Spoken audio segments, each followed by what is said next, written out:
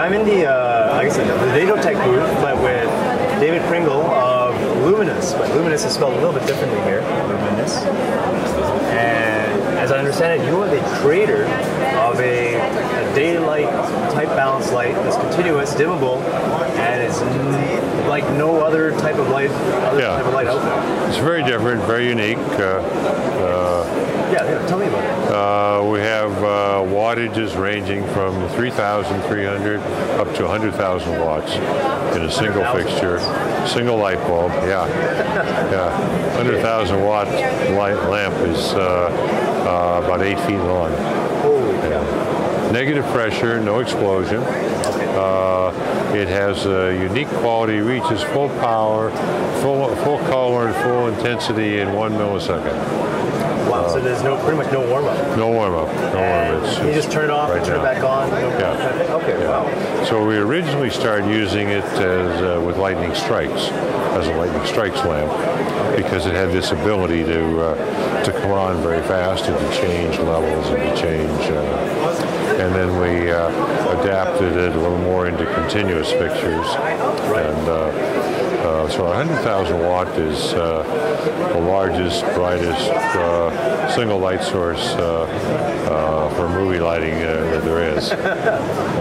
So I guess tell me a little bit more about the technology behind it. Like what exactly is generating the light? How do you? Well, it's a gas discharge.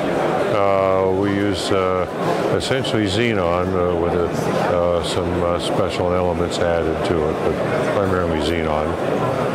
So actually, just to interrupt, so the xenon gas is that kind of like, like from the photographic world, kind of like a strobe light type 2, except that you've now very made similar. It generate. We made a little different configuration than the strobe light.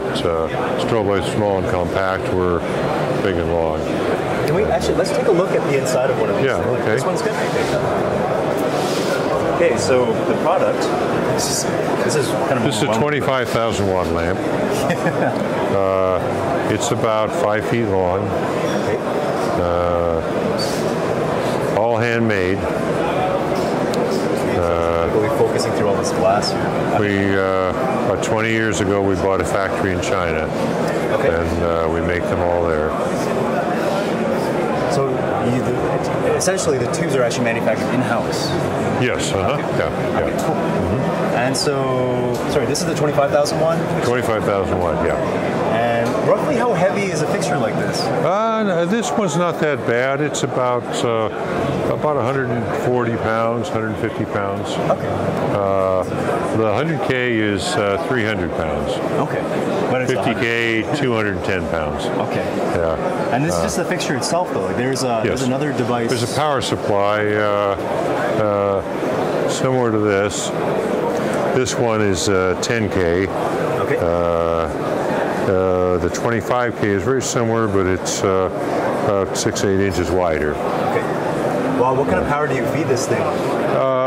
220 3-phase or 380 3-phase. Okay. 220 in the U.S., 380 in Europe. So it's pretty much like Cirrus Studio or generator type operation. Yeah. Mm-hmm. Okay. Yeah. Sounds cool. You can't plug it into the wall too well. Although this one, you can plug into the wall. So what's so special about this one? This is what we call lab light. It's used for high speed. It's used in automotive crash testing. Just kind of a scientific purpose type light. Yeah. But you could use it technically for cinematography, high speed. Well, yeah, it's also used for tabletop, high-speed shot. The fixtures here, careful, you might blow out your image there on that lamp. That's idling at about 1,000 watts. And that's being fed with a 12 amp either 110 or 220 circuit. This is the input power here.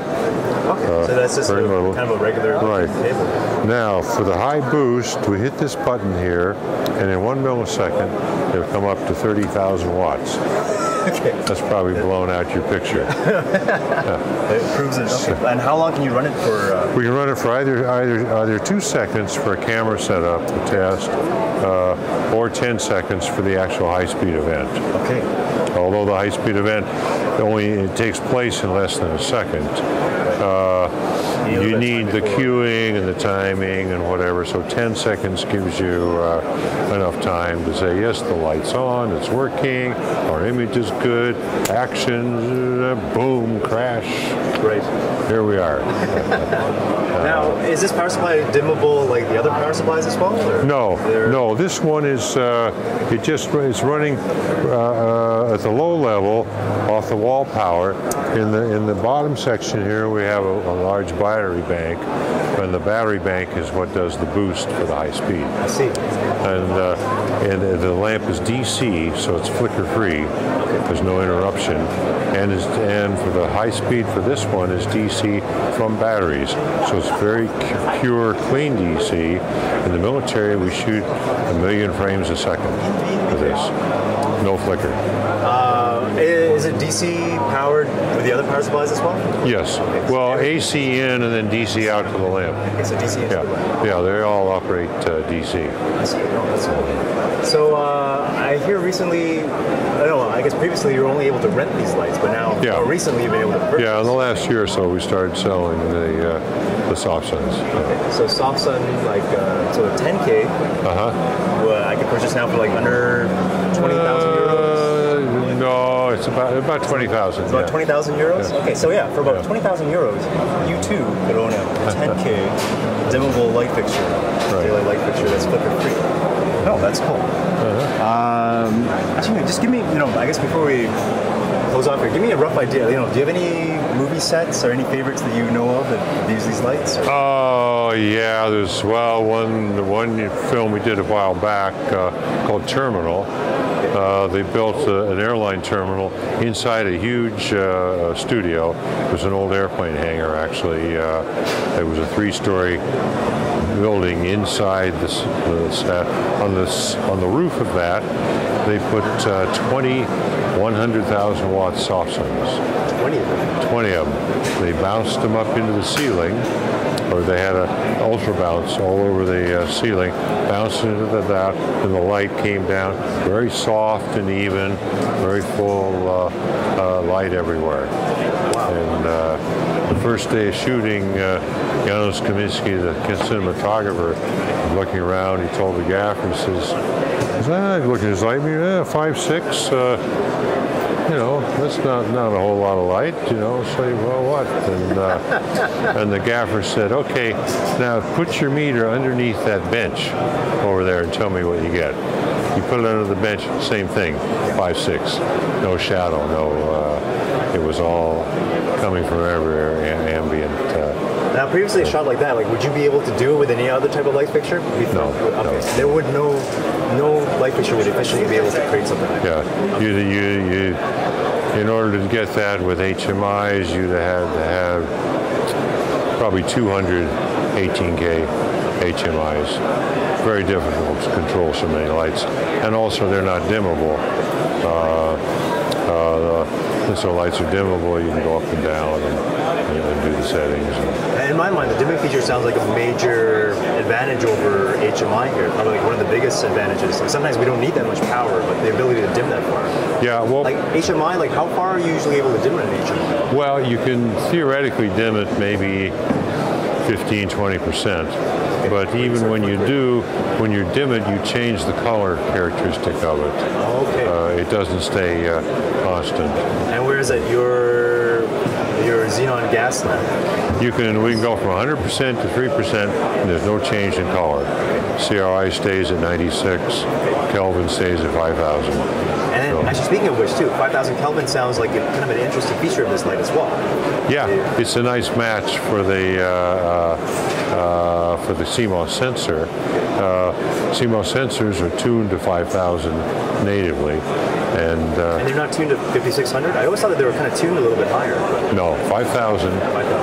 They picked a middle ground between daylight and tungsten, and certainly they can white balance to any color temperature. But when they white balance, when you white balance the tungsten, you're having to pull gain on the blue channel and suppress the red channel. Right. When you balance to HMI at 6,000-7,000 Kelvin, you're having to suppress the blue and pull gain on the red. And in doing that, you introduce noise. If your light source is right at 5,000 naturally, then you get more 2 or 3 stops more of latitude. So you get like the full exposure latitude of the originally specified center. Oh, makes sense. Oh, also, I guess light modifiers. What do you do for modification of this light? Like, can I put a softbox on this? Well, you know, sometimes you'll bounce. They don't bounce it so much. Sometimes they'll diffuse it. It's going to pump it into a butterfly overhead frame. You can barn door it in one direction, top and bottom, pretty well. On the sides, it's more difficult to control that beam. You have to put a flag out a bit from the unit. But another advantage of it is because of that wide, broad source. Yes. You can do a shot, for example, come out here. I'll show you. Now, with your camera position out there. Yep.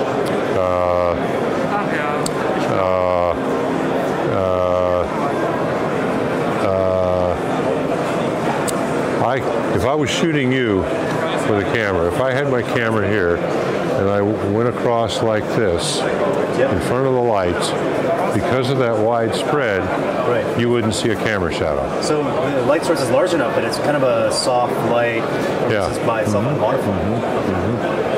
Okay, oh, sounds good. I want one of these things. Why not? Well, now this one, I don't know how well you can see this image. It's not so good to begin with. This was done in Sweden a while back. A car commercial. They had a camera on an arm that went 360 degrees around the car, and strong sunlight. And they didn't want to see the shadow of the arm of the camera. Right. So they had 200K soft suns here, going through a diffusion to give that soft spread lights, so they wouldn't see any shadow from the arm of the camera going around there. Quite a rig there, all on hydraulics on a crane sitting on a truck. We have some of these on. Some people have adapted them to. Taking an old fire truck, a ladder truck, put the light on the end of the ladder, and they can go up 100 feet with the light up there. They take the water pump out of the fire engine and put a generator in there. So they got a mobile light platform. Anyway, David, this has been awesome. So thanks a lot. Appreciate it. Yeah, thank you. Thanks very much.